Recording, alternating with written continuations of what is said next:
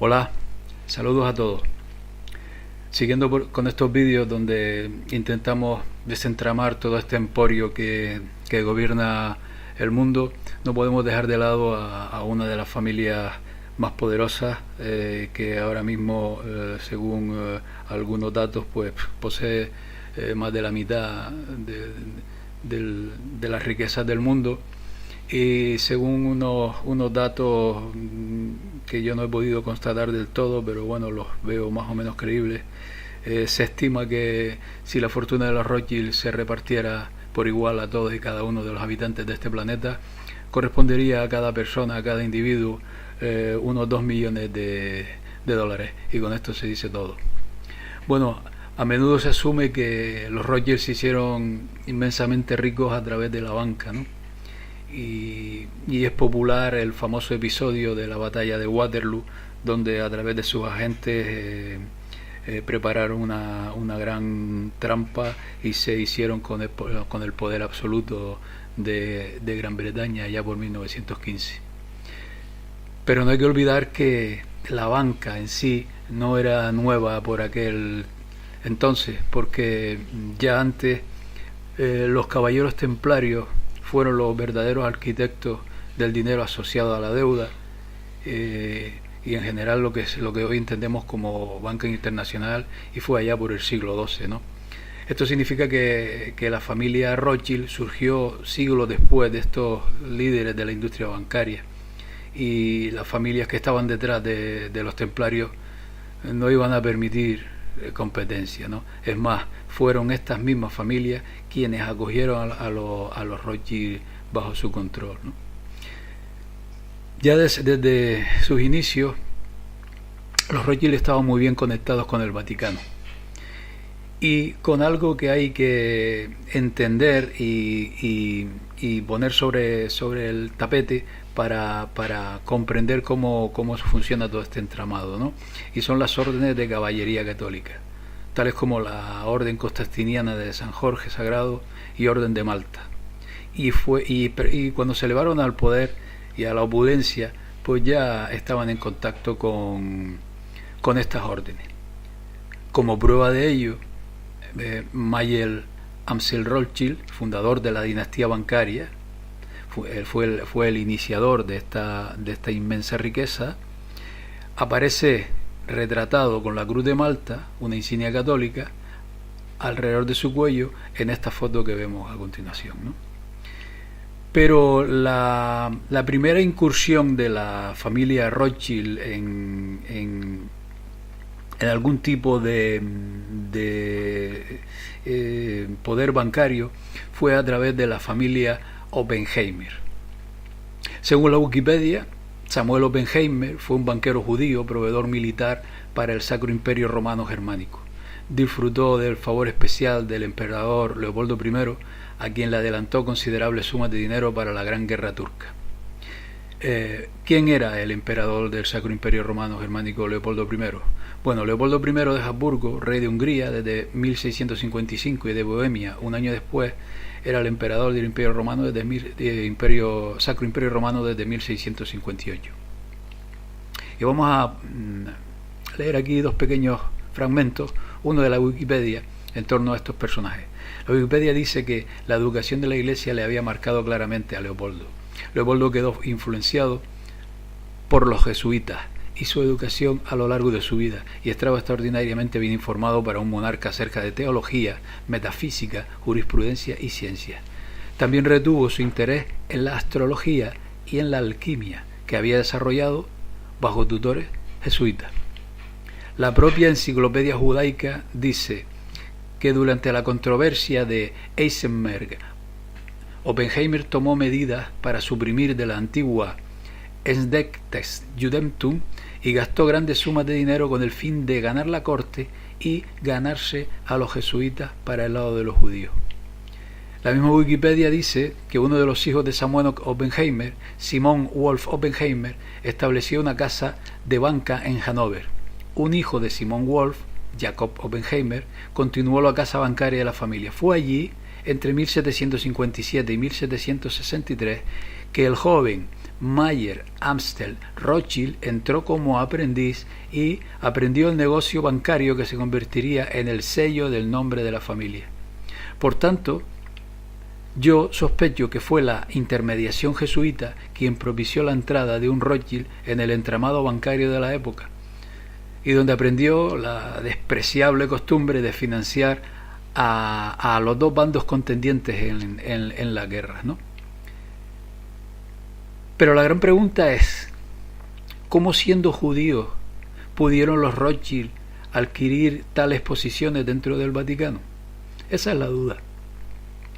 Para entender mejor esto, es necesario tener en cuenta lo que estaba ocurriendo en aquel momento en la historia, ¿no?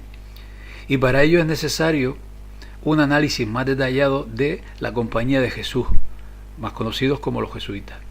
Esta Compañía de Jesús se dijo oficialmente que se creó en 1540, pero en verdad fue creada en 1534. Pero bueno, en general se asume que la Compañía de Jesús fue fundada por Ignacio de Loyola, en Castilla y Aragón, pero la sociedad fue creada y respaldada por nombres como Gasparo Contarini, Andrea Gritti, Alessandro Farnese, Francisco de Borja, Pedro Faber, Simao Rodríguez, Nicolás Bobadilla, Francisco Javier, Diego Laínez y Alfonso Salmerón.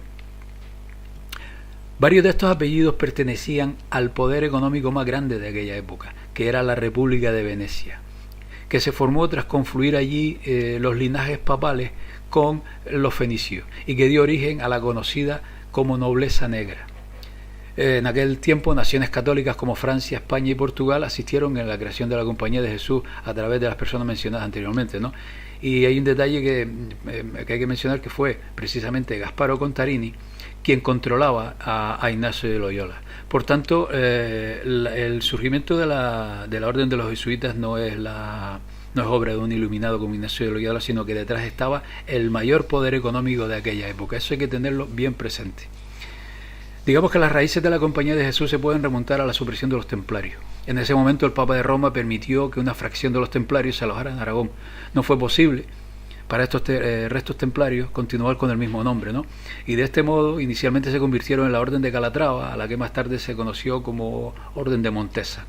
Esto formaría más adelante la raíz de lo que fue la Compañía de Jesús. También pasaron a denominarse a sí mismos como los Alumbrados.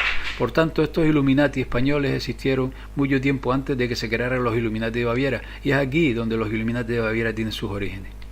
Hay que entender también en aquella época que la Reforma Protestante comenzó en 1517 y fue ganando mucho impulso rápidamente por toda Europa. El Vaticano podía haber perdido todo si no fuera por el trabajo de la Compañía de Jesús. Bueno, ahora veamos cómo los jesuitas y los Rothschild están conectados entre sí por medio de la siguiente secuencia cronológica de acontecimientos históricos que tuvieron lugar durante el siglo XVIII. Además de lo antes mencionado, la entrada del fundador de la dinastía Rothschild en la banca Oppenheimer y los negocios de los Oppenheimer, veamos esta secuencia, ¿no? A ver, la subvención de los jesuitas se inició en 1767, ¿no? Pero oficialmente se culminó en 1773. 3 años después, en 1776, se crean los Illuminati de Baviera. 13 años más tarde se inicia la Revolución Francesa, 1789-1799. En 1798, Napoleón ocupa la isla de Malta. En 1809, el Papa es secuestrado por Napoleón. Digamos que los jesuitas comienzan a tomar el control del Vaticano en 1814, tras el Concilio de Viena, y finalizando su toma, ¿no?, su toma de posesión allá por el año 1870. Y la primera cuestión que se plantea ante todo esto es ¿por qué los jesuitas fueron suprimidos, ¿no? Se dice que fue por su explotación económica y por la interferencia en los procesos políticos los que proporcionaron a la Compañía de Jesús gran poder y muchos enemigos, ¿no? Por ejemplo, en América del Sur, así como en América del Norte, los jesuitas utilizaron mano de obra indígena en sus propios beneficios. Los jesuitas habían adquirido tierras de calidad importante en Portugal, España y en todas sus colonias. Los jesuitas controlaban muchas facetas de la producción económica. Con bastante frecuencia se eliminaban a cualquier competencia, ¿no? En Chile, por ejemplo, los jesuitas controlaban el mercado de la carne, el manejo de los mataderos y las tiendas al por menor. Ellos ayudaron en la fabricación de cal, cerámica, vasos pequeños y drogas que se comercian para la medicina. En América del Sur, los jesuitas operaron en las reducciones o comunas en Brasil, Argentina y sobre todo en Paraguay, en lo que hoy conocemos como Paraguay. Paraguay estaba totalmente bajo el control de los jesuitas, a cambio de la promesa de pagar al rey de España un tributo de $1 por adulto. En aquellas reducciones no había propiedad privada ni efectos personales dentro de aquellas reducciones, ¿no? Ni la ropa de los habitantes les pertenecía. Todos aquellos indios guaraníes producían bienes y se entregaban a los almacenes de la reducción. Toda la producción fue exportada a Europa, donde fue vendida para el beneficio de la Compañía de Jesús, ¿no? En Paraguay solo los jesuitas tenían control sobre una nación de unos 300.000 indios, o sea, una nación llena de esclavos, ¿no? Por supuesto, esto fue posible porque no era evidente para los indios, ya que a ellos se les dijo que los jesuitas les protegerían de lo que ocurría por aquellos tiempos, ¿no? Que eran los esclavistas portugueses y españoles que atacaban aquellas aldeas indias, ¿no? Este fue el engaño. Esta riqueza de los jesuitas además aumentó de manera considerable y constante cuando devotos seguidores le daban regalos y propiedades a estos jesuitas, ¿no? Las personas propietarias de las tierras y las órdenes religiosas de entonces sintieron como que su poder fue usurpado por estos jesuitas. Esta riqueza, esta enorme riqueza de barcos repletos que salían hacia Europa, además de la distribución del mate por toda Sudamérica, generada por estos jesuitas, pues ya empezó a tener ciertos problemas con países como España y Portugal, ¿no? Y los conflictos comenzaron con las diferencias comerciales, ¿no? En 1750 en Portugal, un poco después en Francia y a finales de la década en lo que se conocía como las dos Sicilias. Entonces esto propició la expulsión de los jesuitas que se llevó a cabo en 1767 por el Imperio Portugués, Francia, las dos Sicilias, Malta, Parma, el Imperio Español y Austria, ¿no? La expulsión de los jesuitas tenía además la ventaja de permitir a los gobiernos, ¿no?, incautar las riquezas y las posesiones de esta orden religiosa. Entonces el 21 de julio de 1773 el Papa Clemente XIV emitió la bula por la cual la organización jesuita se decía que quedaba para siempre anulada y extinguida. Los caballeros de Malta, que estaban fielmente asistidos en la represión de los jesuitas, fueron uno de sus principales competidores por ostentar el poder y la influencia, ¿no? Los jesuitas se refugiaron en los países no católicos, y particularmente en Prusia y Rusia, donde las órdenes del Papa fueron ignoradas y rechazadas formalmente, ¿no? Entonces, ante este panorama, con un poder económico considerable, era imposible que los jesuitas pudieran almacenar tanta riqueza en cualquier institución bancaria católica, ¿no?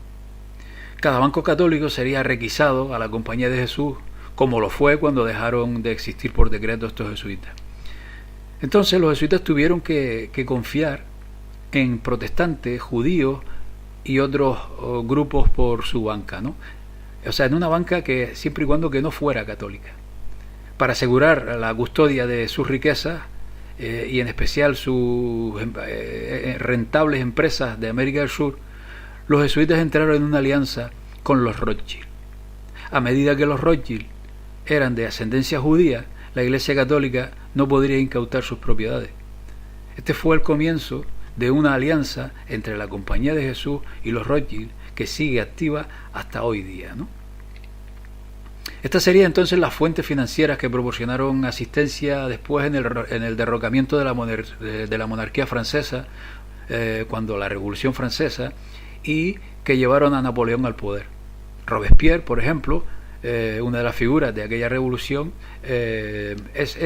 pasa por ser un jesuita, ¿no? Y esto no es casual, porque Francia iba a ser el arma por el cual los jesuitas exigieran su venganza sobre el Vaticano y sobre los caballeros de Malta. Ruego presten especial atención a los siguientes cuadros de Napoleón y observen lo que todo tiene en común, ¿no? Napoleón esconde una de sus manos en cada uno de ellos. Es evidente que esto se debe, además de un gesto masónico, se debe para simbolizar que hay una mano oculta involucrada en su trabajo, y esta parte oculta no es otra que la Compañía de Jesús. Tengamos en cuenta lo que dijo Napoleón Bonaparte acerca de la Compañía de Jesús, y dijo lo siguiente: los jesuitas son una organización militar, no una orden religiosa. Su jefe es un general de un ejército, no el mero padre abad de un monasterio, y el objetivo de esta organización es poder en su ejercicio más déspota, el poder absoluto, universal, el poder de controlar el mundo por la voluntad de un solo hombre, el Papa Negro, el superior general de los jesuitas. Jesuitismo es el más absoluto de los despotismos y al mismo tiempo los más grandes y más grandes de los abusos. Esto plantea la pregunta de cómo Napoleón podía hacer estas declaraciones a menos que tuviera conocimiento de primera mano acerca de esta Compañía de Jesús, ¿no? Porque fue la Compañía de Jesús quien impulsó a Napoleón Bonaparte. Todos los movimientos realizados por Napoleón Bonaparte se beneficiaron directamente de la Compañía de Jesús. Toda Europa no estaría en guerra con Napoleón si el propio Vaticano no estuviera directamente bajo ataque. El Vaticano fue el mayor poder en Europa al que la mayoría de los reyes y reinas se inclinaron, ¿no? Napoleón conquistó Malta, lo que permitió a los jesuitas subordinar a los caballeros de Malta hasta hoy día. Además, recordemos, el Papa Pío VI fue hecho prisionero por Napoleón y murió en cautiverio. El recién elegido Papa Pío VII y Napoleón no se llevaban bien, ¿no? No se llevaban nada mejor que con su predecesor, el Papa Pío VI. El Papa Pío VI excomulgó a Napoleón. Napoleón, a su vez, intimidó al Papa Pío VII apuntando sus cañones hacia el dormitorio papal. Es más, uno de sus tenientes de Napoleón dio un paso más y se acostó al Papa, pero Napoleón no hizo nada no era una orden de Napoleón, pero él no hizo nada por su puesta en libertad, sino que lo mantuvo confinado durante 6 años. Los jesuitas, como arquitectos detrás de lo que le había sucedido al Vaticano, ofreció una salida. Si el Papa restablece la Compañía de Jesús, entonces la Compañía de Jesús se aseguraría de que el papado estaría protegido en todo momento. El Papa Pío VII cumplió y restableció la Compañía de Jesús. Entonces el control sobre Napoleón había permitido a los jesuitas proporcionar a los Rothschild el control sobre el Banco de Inglaterra. La poderosa familia Cecil en Gran Bretaña quedó bajo el control de los jesuitas. La familia Cecil, sin embargo, tenía mucho más poder que la familia Rothschild. Esta familia Rothschild, originalmente la familia Bauer germánica, estaba deseosa de elevarse en poder e influencia. A pesar de esto, se tomó un tiempo considerable antes de que la familia Rothschild se ganara el respeto de la familia Cecil y se formara un vástago entre estas familias.